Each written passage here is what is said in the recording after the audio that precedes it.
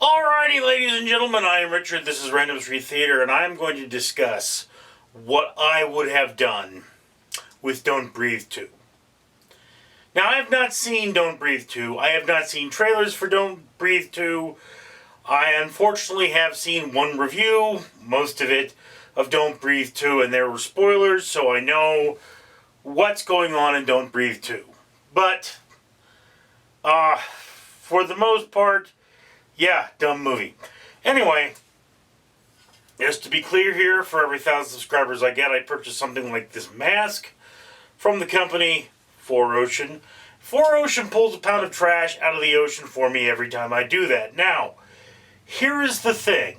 Don't Breathe was a horror movie about a group of teenagers trying to escape horrible poverty, and they go and they rob this old man who they believe has a lot of cash on them. Spoilers, in robbing the old man, they find out that, his daughter died in a car accident. He kidnapped the woman responsible, artificially inseminated her, and expected her to replace his daughter. He was keeping her in his basement. She accidentally is killed in the movie, and bad things.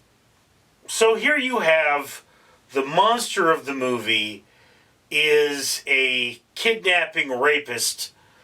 And he says, I'm not a rapist. Okay, did you forcibly violate another person's holes there? Did you penetrate in some way?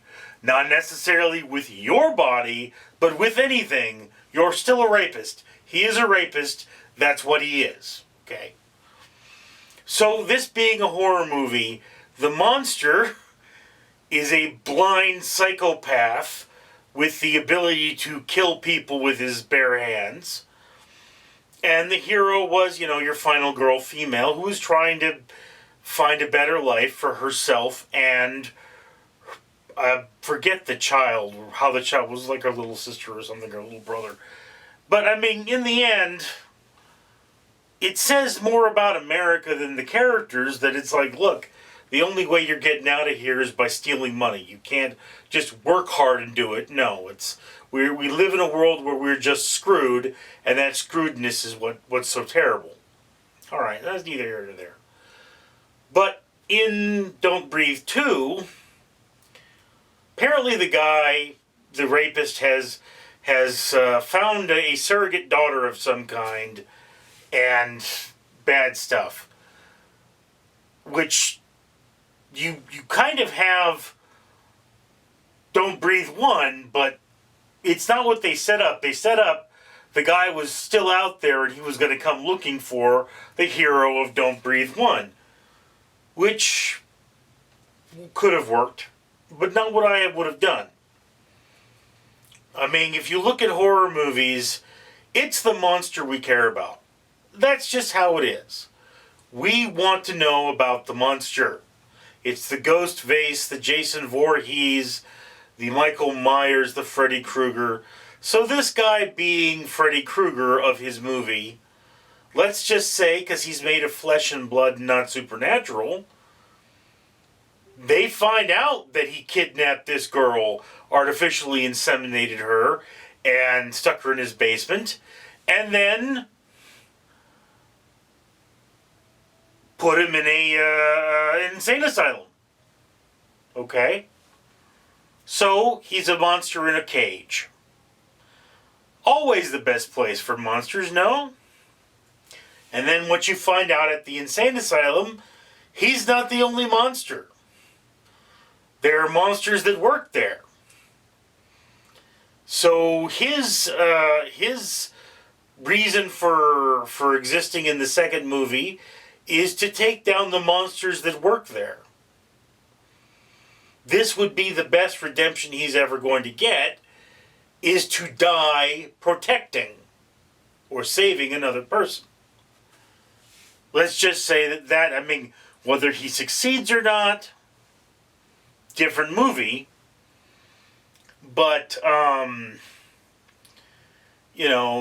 Breathe 2 could have had a monster versus a monster basically being a Tales from the Crypt episode.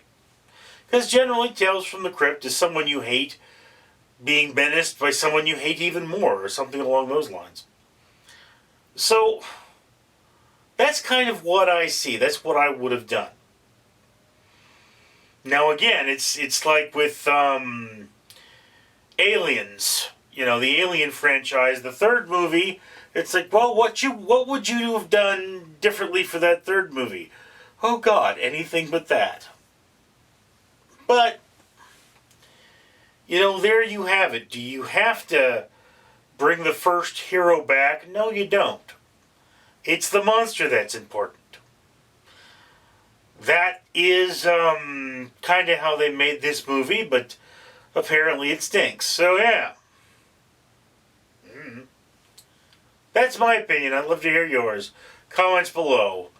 I'm Richard. Greetings, capitalist pigs.